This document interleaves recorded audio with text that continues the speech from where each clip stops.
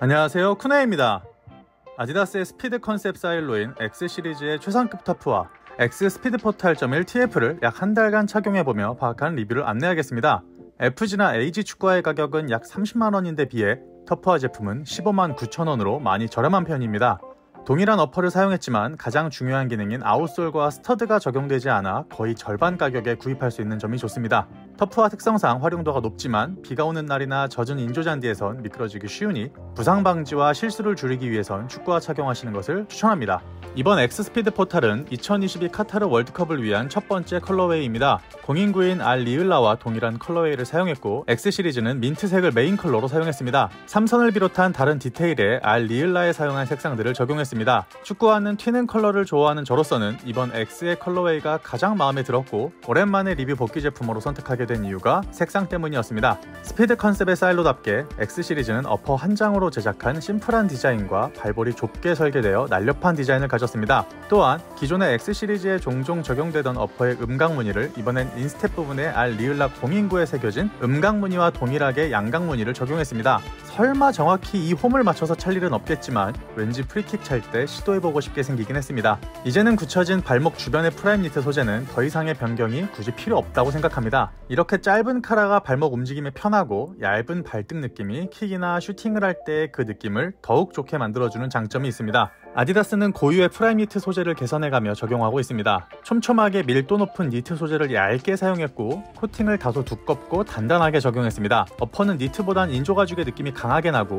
고무처럼 탄성이 느껴집니다. 따라서 발을 골고루 감싸주는 느낌은 다소 약하고 족형이 맞는 분에게는 잘 맞을 것이고 발볼이 넓으신 분들에게는 타이트함이 강하게 느껴질 겁니다. 표면의 코팅은 다소 마찰력이 좋아서 뽀드득하는 느낌이 좋습니다.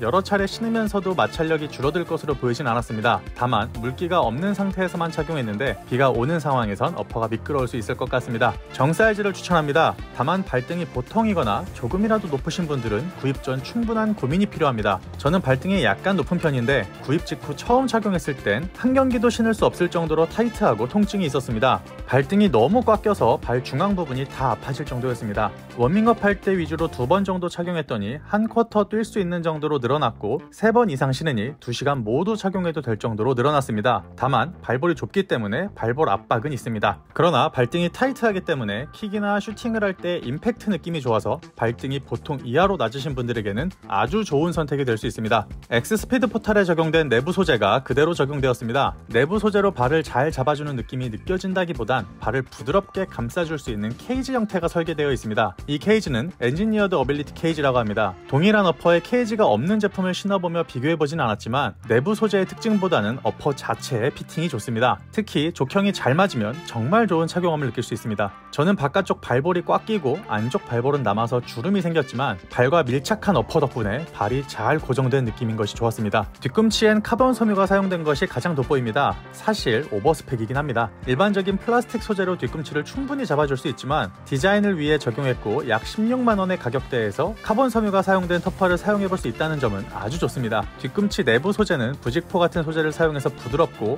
뒤꿈치를 타이트하게 감싸주기 때문에 들썩임이나 미끄러짐은 전혀 느끼지 못했습니다. 워밍업을 할 때 신발끈을 묶지 않아도 아주 잘 잡아줍니다. X 스피드 포탈 플러스에 적용된 안티슬립 실리콘 힐 프린트는 적용되지 않았습니다. 지속적으로 발전하고 있는 아디다스의 프라임 니트는 이제 완벽하다고 할 수 있습니다. 컨셉에 따라 사일로마다 다르게 적용할 수 있겠지만 밀도 높게 짠 니트를 얇게 가공하여 착용감이 더욱 좋아졌습니다. 얇은 어퍼는 볼터치 느낌을 더욱 섬세하게 해줬고 어퍼의 코팅 또한 부드럽고 탄성 있는 소재가 아주 마음에 듭니다. 볼터치감에서 푹신함을 느낄 순 없었기 때문에 푹신한 어퍼를 원하시는 분들께는 잘 맞지 않을 수 있습니다. 전체적으로 얇은 어퍼를 가진 축구화인데다가 발등이 타이트해서 호불호가 갈릴 수 있습니다. 저는 발등이 잘 늘어나고 난 뒤부턴 발등 킥을 할 때 임팩트 느낌이 아주 좋았고 프리킥을 할 때에도 힘을 실어서 찰 수 있다는 점이 아주 좋았습니다. 인솔이 접착제를 이용해 부착되어 있습니다. 다행히 깔끔하게 잘 떼어지기 때문에 교체할 수도 있고 카본 인솔을 추가로 끼워 넣을 수도 있습니다. 터프화여서 특별할 것 없는 일반적인 인솔이 사용되었고 목적에 따라 논슬립이나 쿠셔닝이 좋은 인솔로 변경이 가능합니다. 논슬립 양말을 착용하신다면 원래의 인솔을 그대로 사용하셔도 충분히 만족하실 수 있습니다. 아디다스가 약 2년 동안 사용하고 있는 아웃솔과 스터드 그대로 사용했습니다. 다소 단단한 아웃솔을 사용했지만 접지력이 꽤 좋습니다. 이제는 부스트 폼이 사용되지 않는 점이 아쉽지만 쿠셔닝이 크게 부족하다고 느끼진 못했습니다. 스터드가 짧기 때문에 약 2년 정도 신으면 마찰력을 잃고 미끄러지기 쉽습니다.